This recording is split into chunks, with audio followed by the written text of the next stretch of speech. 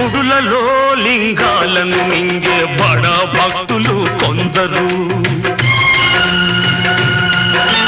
ముసుగులో మోసాలు చేసే మహావ్యక్తులు కొందరు, ఆకలి తీరక నేరం చేసే